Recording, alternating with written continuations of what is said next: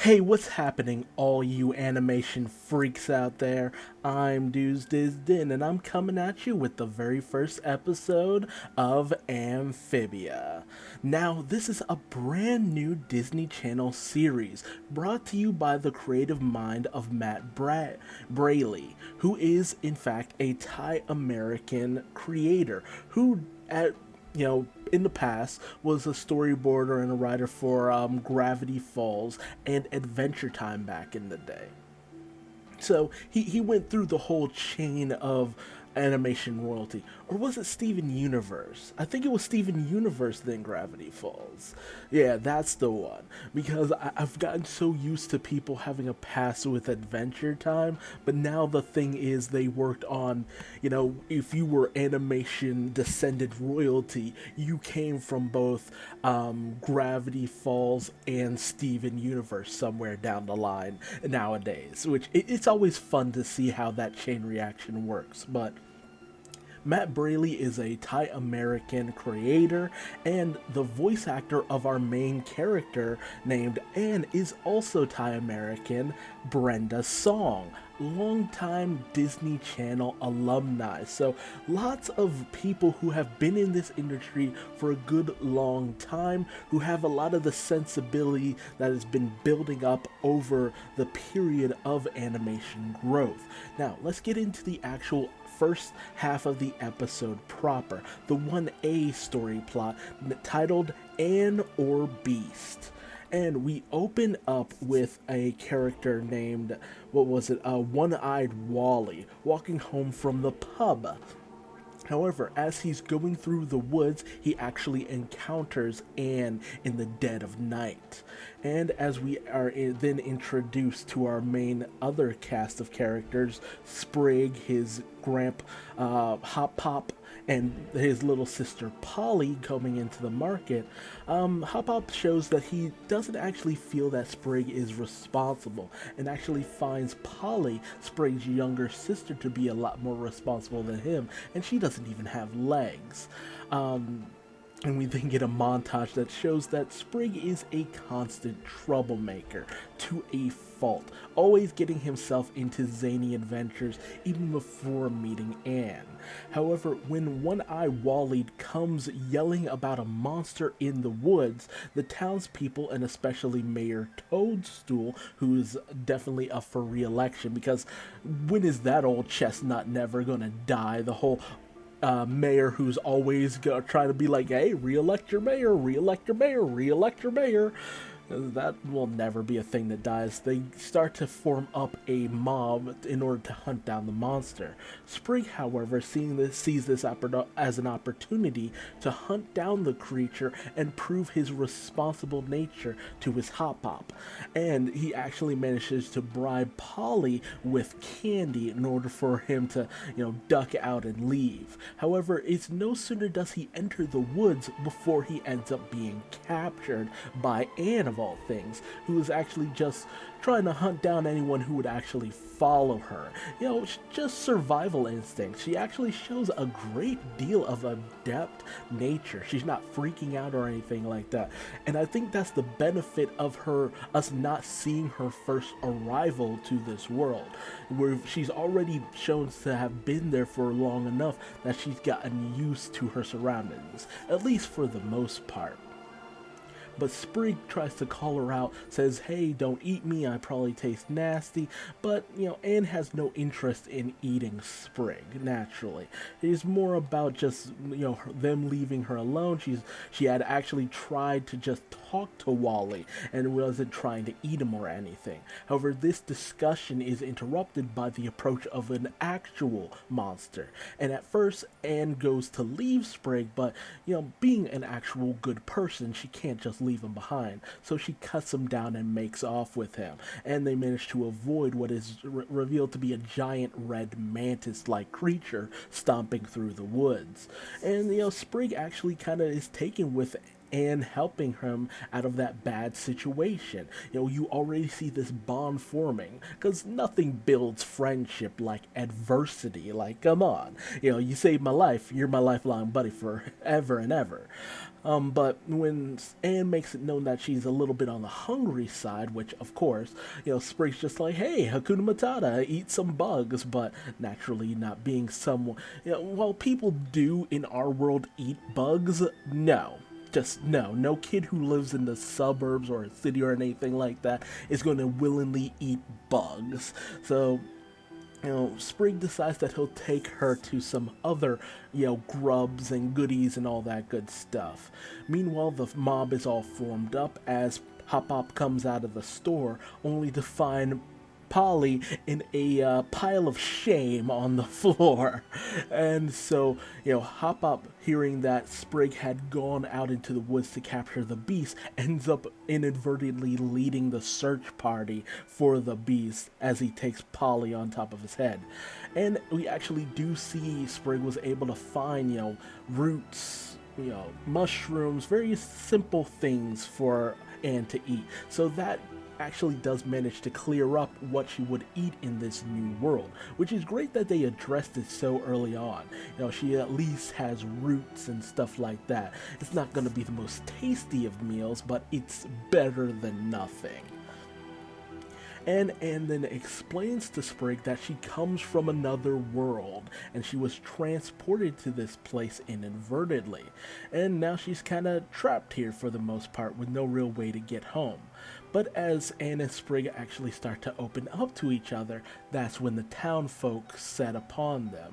And after they capture Anne and Anne starts to think that Sprig set her up, we even have Hop Hop come in and just be like, oh, well done, boy, you captured the monster.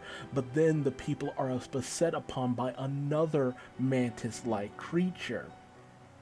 But you actually see them go into this defense formation, and at first it seems to scare away the mantis, only for it to be revealed that the large red mantis was what scared the other one away. Which, makes a lot more sense, as the mantis goes on a total rampage, just, swiping at all the frog people. Sprig then takes this opportunity to untie Anne and tells her to run far away because ultimately she didn't want any part of this. She wasn't really involved with this at the start. While Sprig goes in order to try to, distract and, take care of the monster on his own. But Anne, once again, not wanting to leave Sprig in harm's way, showing that she really just has a truly good heart, ends up fighting off the monster as Sprig ends up picking up some of the nearby rope that the townspeople used on Anne, and he ends up tying up the giant mantis with the help of Anne herself, much to the delight of the townspeople. But the townspeople still feel the need to run Anne as far away out of town as possible. But Sprig still continues to defend Anne, feeling that she is not truly a monster, she's just a normal person who needs help. And while the townspeople aren't really persuaded, it ends up being Hop Hop who feels that with this display of emotion, Sprig is showing that he does in fact have some degree of responsibility. And he says that he'll watch over both Sprig and Anne to make sure they stay out of trouble. However, Sprig still feels a little bit bad about the whole situation that he created, and he feels that maybe he's still not that responsible. And, Hop Hop says much the contrary, to actually stand up for someone that he doesn't really know that well, and shows a degree of responsibility that he'd never seen in Sprig before. So, and questions like, okay, this is all well and good, but do you have a map that can help me get out of this place? Only for us to find out that they live in a valley that this time of year, the mountain range around it is exceedingly deadly, and it'll only clear up after at least 2 months. So Anne ends up bunking it with the planter family, and she's allowed to stay in the basement. And, Sprig is just delighted to have a new, companion for the most part, just hanging around. We also end up seeing the very thing that brought Anne here, this magical music box. And if you notice from later down the line, these gems on top of the music box are normally supposed to be, colored. So, either she has to find new gems or something, or has to give it time to recharge, as when she tries to open it back up in order to send herself back home, nothing happens. So she's basically stuck here. And that's where our first half of the episode ends. A great introduction, a fun little time. It's not too overly silly, but it doesn't take itself way too seriously at the same time. So a great introduction, but that's not all, as we also have the B-side, which is actually titled Best Fronds. Nice little frog and swamp terms and all that good stuff, where we actually get the origin of how Anne actually ended up in this crazy kooky world, as we actually, of all things, see her shoplifting at the behest of her so-called friends Sasha and Marcy. So we're already seeing that her friends, if you could even call them that, were peer pressuring her, because you see that she's not certain about the act of shoplifting. But she does it anyway, and we find out a little bit more of that later down the line in this episode, and we even get the scene from the opening where she opened up the music box and she was transported to this world. At first, when I saw this in the trailer, I originally thought that only Anne was brought here, but then I realized, no, it had to be all of them. They were all in the same vicinity, and I'm proven right by the end of things. And as Anne wakes up from this flashback dream or something, she thinks she's back on Earth, only to find out, nope, still in Amphibia. While Hop Hop is still not really persuaded that that Anne is not dangerous, he still feels that, there's just something not quite right about this creature, with even Polly just being very threatening towards Anne, ready for her to try something at any moment. But Sprig is more than, just marking out for the most part. Just like, oh man, you got to travel to this distant world and all this good stuff. It must be so exciting and really wild and really out there, and you must be so thrilled and all that good stuff. However, Anne ends up saying, no, it's just kind of lonely. She didn't really want to be transported to this other world. She misses her home and all the comforts of modern living. But Sprig says, hey, I'll be your friend. I will, be the one to hang out with you and all that good stuff. Why not? Why not just be friends if you're going to be stuck here for the most part? And ultimately, Anne agrees, with Sprig saying they should head down to the lake. Be like a beach day for the most part. Only for Hop Hop to say, yeah, no doing. The people on the outside are a superstitious and cowardly lot. They won't take to seeing a foreign creature just wandering around their village. Although it's really hard to say, because once they actually get out, none of the townspeople even interact with Anne. But Hop Hop says, yeah, no doing, and he locks the door, saying that they can't go out until he finds that the people are ready to accept Anne for who she is. There's much to the, disappointment of feeling that, that's just the adult way of doing things. But Sprig is content to stay inside and wants to try out Hop Hop's, really hot peppers. Hey, I bet you can't eat this really hot pepper. And, these things that burn so hot they make you want to die, as Sprig puts it.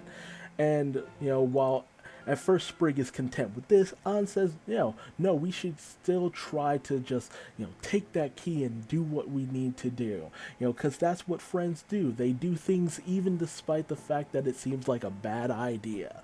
So you honestly get in the know that Anne's aware that her friends weren't really the best of friends. But when you're so desperate for companionship and acceptance at a young age, you're willing to do a lot of stupid things.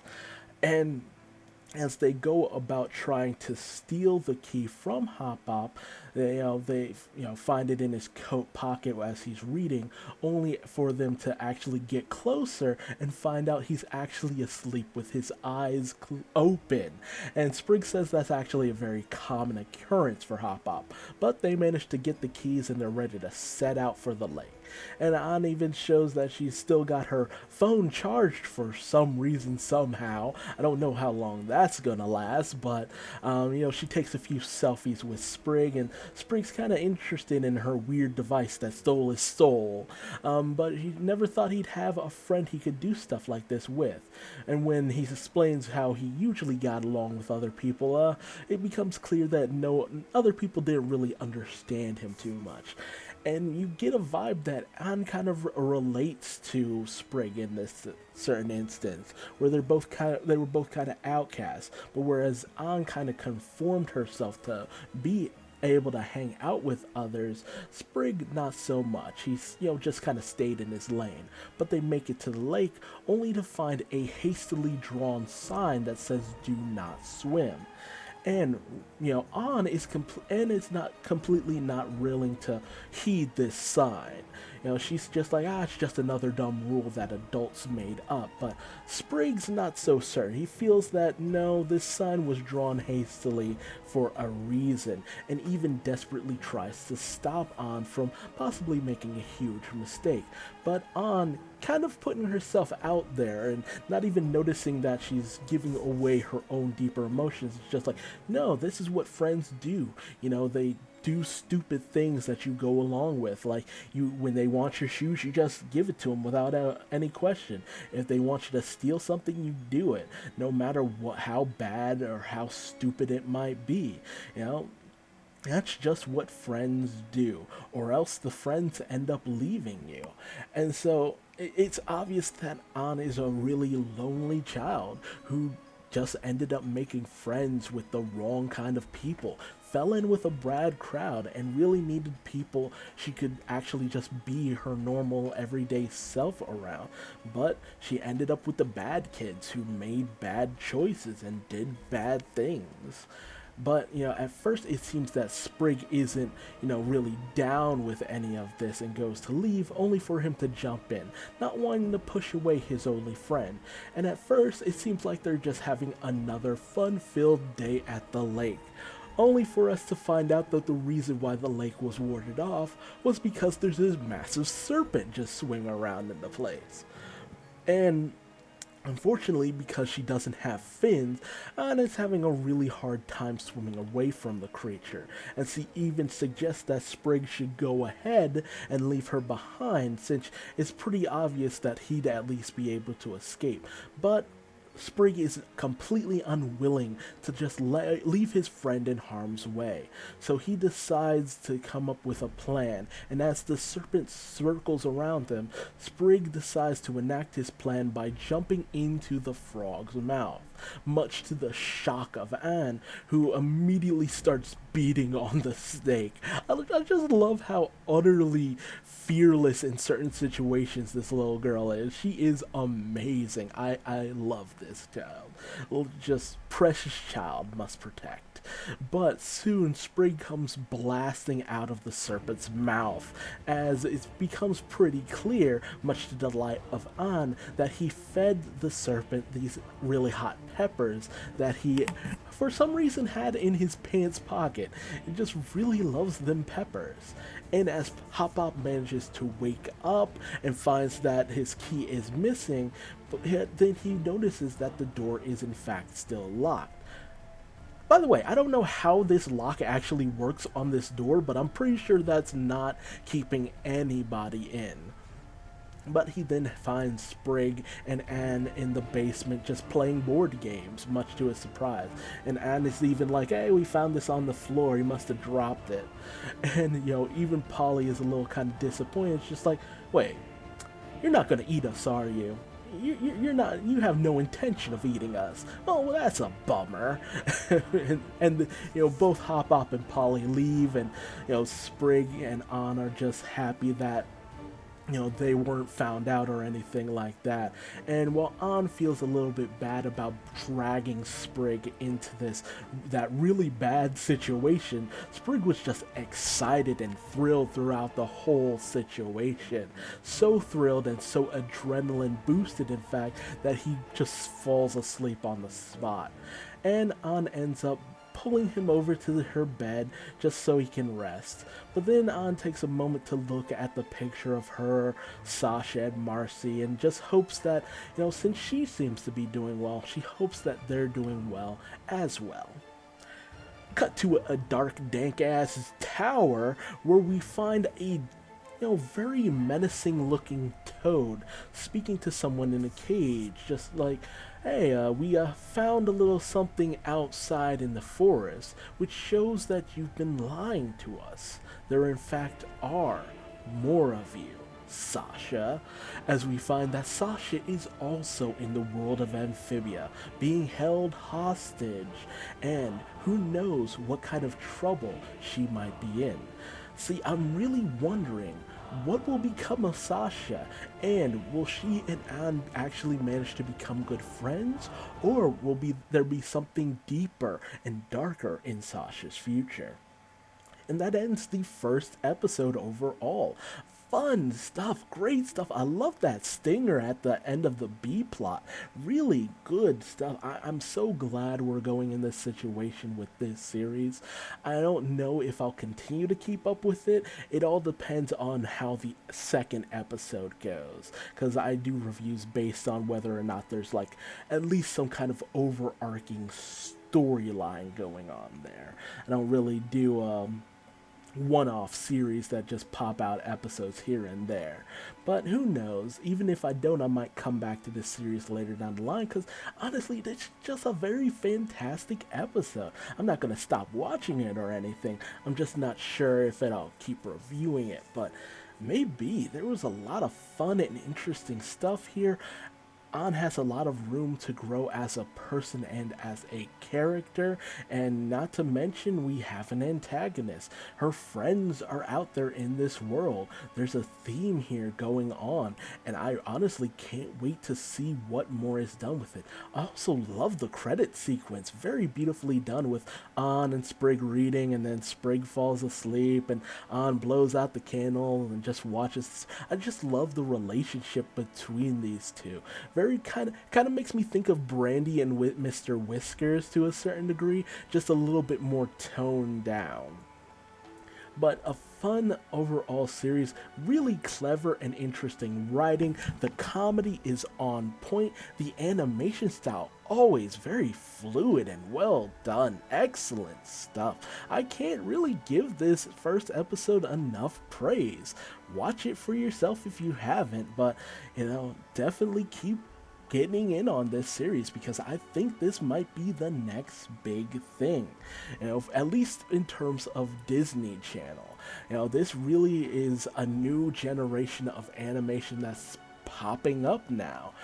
This, Meow Meow, Infinity Train, and Owl House will just really bring the greatness of animation to a new generation. We're heading into the 2020s with some excellent stuff, and I am more than pumped to see more. But I've talked ad nauseum about this episode.